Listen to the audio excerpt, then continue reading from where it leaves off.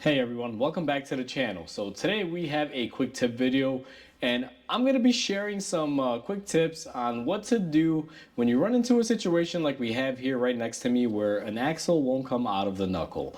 Now before we go ahead and begin, if you haven't subscribed to the channel, hit the subscribe button down below. Definitely smash that like button because it helps the channel out. And with that said, let's go ahead and get started on today's video. Alright, so in front of us we have a 2018 Ford Explorer knuckle assembly, wheel bearing, and axle, still all attached to one another. We had to remove it all in one as an assembly. Now to give everyone a little backstory on this, I'll make it pretty short. This vehicle owner is my usual customer. They take the vehicle into the dealer for services like oil changes and small maintenance items. He just prefers taking it there. It is what it is, no big deal. Upon him doing an oil change, they told him that his axle was leaking grease and needed to be replaced, and they quoted him some obnoxious amount of money for it. So he calls me up and he says, hey, can you do this for me? How much would it cost? I give him a quote and he says, perfect, I'll bring it by, let's get it done. So I ordered the parts, I started working on it, and like typical, I unbolted it from the strut, removed my tie rod, loosen up my axle nut, spray everything down. Now this axle initially, as soon as I unbolted, what I like to do is I take off my axle nut and I'll tap the axle with a hammer and see if I can push it in or out. And if I can't, what I'll do is I'll spray it. Either way, I always spray them regardless. And I take my air hammer and just try to drive it in and, vibrate it. Now, on this vehicle, I did all that and it wasn't really moving. So, since it was about lunchtime, I figured, okay, I'm going to go eat some lunch. I'll spray it down a little more and let it do its thing. So after coming back from lunch, started working on it, cranking away at it, and nothing was happening. I kid you not, guys. I mean, I have a really well-equipped shop. I have every single tool ever made to push axles through a hub. Trust me, if it's out there, I own it, because being a single owner repair shop that has one mechanic, which is me, I do everything. I've invested a lot of money in good tools because I don't have people here usually to help me out whenever I need it. So I got to be prepared for worst case scenario like this and for best case. And like I said, I tried all of those tools, nothing would work. And then I decided to call the customer and tell them, listen, I'm going to have to put heat through your axle. It's seized. That's probably going to damage your wheel bearing. It'll liquefy the grease. So if it's okay with you, if you want me to proceed and go forward with it, that's what might happen. Now, the vehicle owner said, okay, I got to do it regardless, so go ahead, do it. If you got to replace the wheel bearing, replace the wheel bearing. Not a problem. And I also informed them that there's going to be a little bit of extra labor for, the issue at hand. First point I want to make, so everyone out there that's watching, whether you're a consumer paying for this repair or you're a mechanic or a shop owner charging for it, just because the labor guide says this job takes an hour and a half, when you're dealing with a situation like this, more labor time will be added. And if you're a shop owner and you say, oh no, I can't do that, it doesn't feel right, guess what? You'll never survive if you don't, because if this job is paying you an hour and you spend an hour just trying to get this off, I mean, you're not making good use of your time. Sorry to tell you that, but it's true. And if you're a consumer, guess what? If a job goes south and you're paying for a repair, get ready to dig a little deeper. You're going to have to pay. Now, I know I sound like, I guess you can say, an idiot when I say that. I sound very harsh. But it's true. At the end of the day, if you run into a situation like this and you own this vehicle, I mean, it sucks. You're going to have to reach into your wallet and pay a little bit more of added labor costs and parts and labor. Now, my customer on this is phenomenal. Great person. As soon as I told him what was going on, he's like, yeah, do what you got to do. He's like, I don't got a choice. We got to get it done. So I proceeded to get my oxyacetylene torch, ran a little bit of heat through it, tried to get it off, nothing worked. Got it even hotter, nothing worked. Literally got it to the point where it was cherry red, liquefied almost. Hit it with a hammer, an air hammer, nothing happened. The only thing that happened was that the end where the axle would stick out just got mushroomed in, and then I was pretty much screwed. I knew that I wasn't going to be able to even slide the axle off if I was able to unseize it, because the end mushroomed. So when that happens, you already know what you have to do. So at that stage, I was like, okay, I'm going to unbolt my wheel bearing and hub assembly from my knuckle. So I proceeded to remove the 4 bolts from behind, heated up my flange area, which I'll show you guys right here. Heated it up here, sprayed some penetrating oil, everything, trying to separate it out. And it just wouldn't come loose. I mean, again, I have every tool that you could use to separate a wheel bearing from a knuckle, aside from every tool that you can use to separate an axle from the wheel bearing.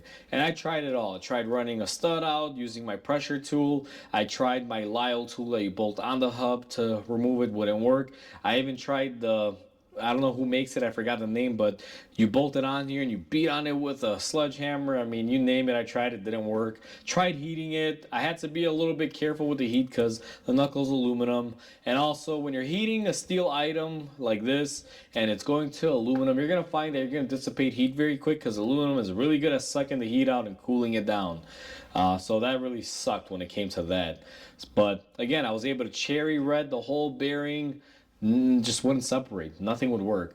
I spent about a good hour and a half to 2 hours on this, and I just decided to stop. Now, here's the moral of story number 2 for mechanics out there or anyone doing this at home.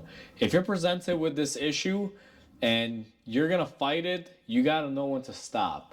Knowing when to stop is a very key thing. It's almost just as good as being a very great mechanic because you got to know when to, fold them and hold them, basically, is the best way to put it down, because you don't want to spend 5 hours beating on this, working on it to find out that it's just clearly not going to work. It's not going to come apart.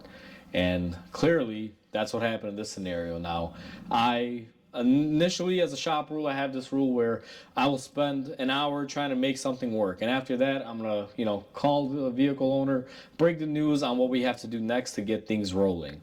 However, on this one, since he's a good customer, I didn't mind spending the extra time just trying for him.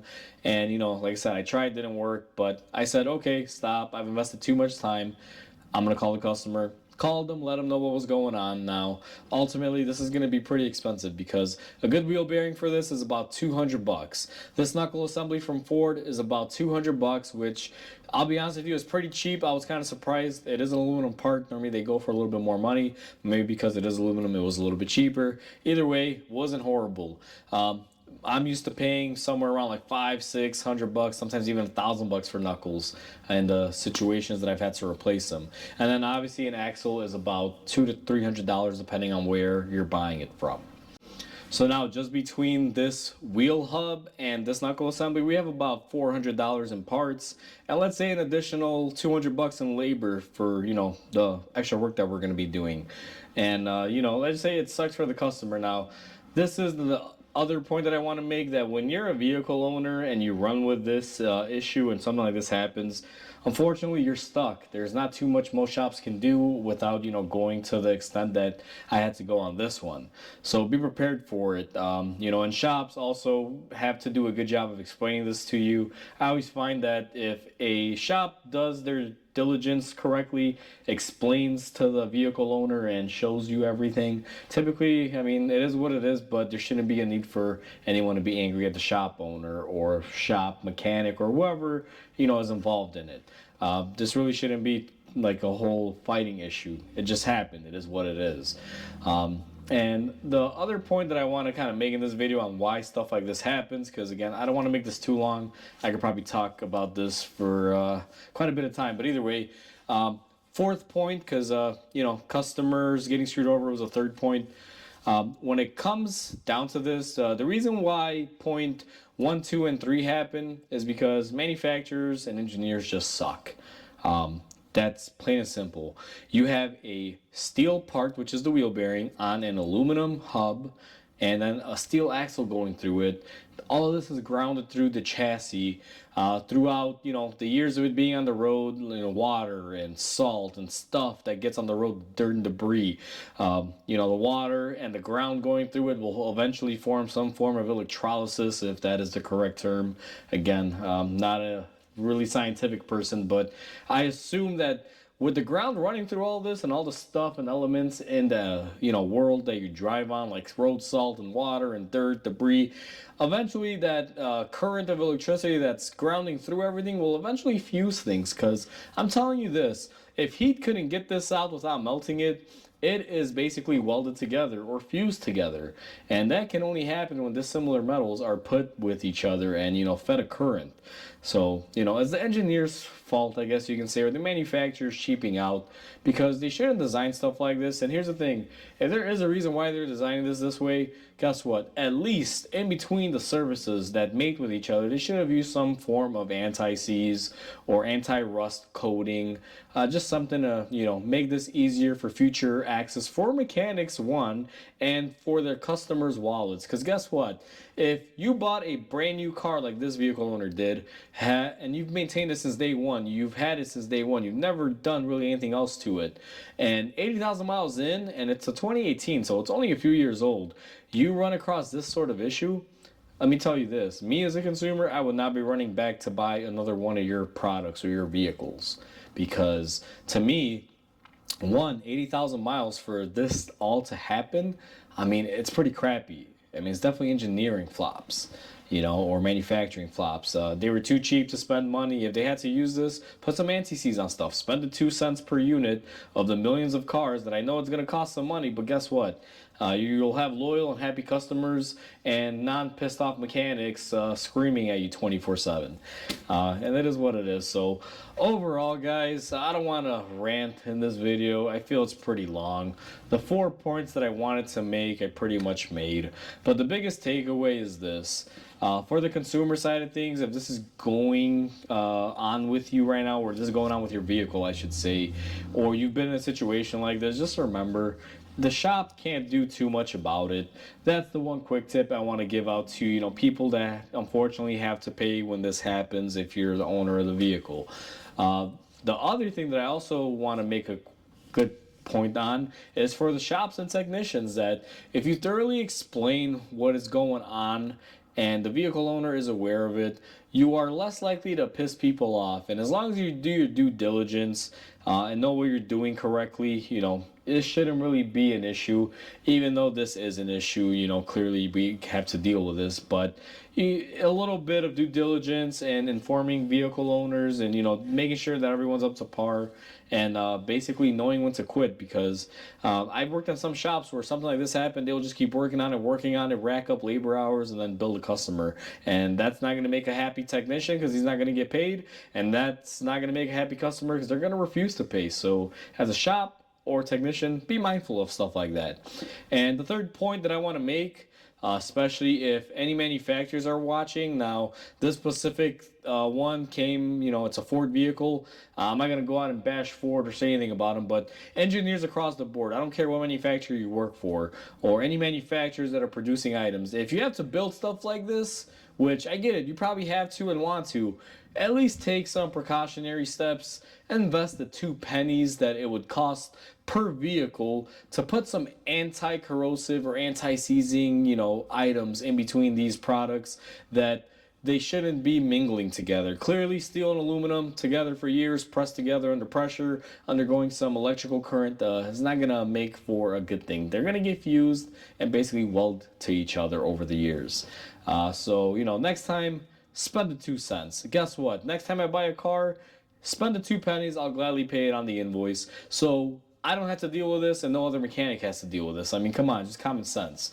If you're getting a value, even if it costs a couple pennies, most people I find will pay. So manufacturers and engineers, stop being cheap. Stop giving us crap like this, because this could have all been avoided. I wouldn't have a customer that has to pay a bunch of money. I wouldn't have had a headache dealing with this whole ordeal if they just spent a couple pennies per unit and used some anti-corrosive properties, whether it was anti-seize or lanolin spray like fluid film or whatever. Just manufacturers, get your games together. So that'll do it for this video, guys. I don't want to continue my rant. So hopefully everyone enjoyed this video. Please comment, like, and subscribe because it definitely helps the channel grow. I hope everyone has a wonderful day, and I will catch you on the next video.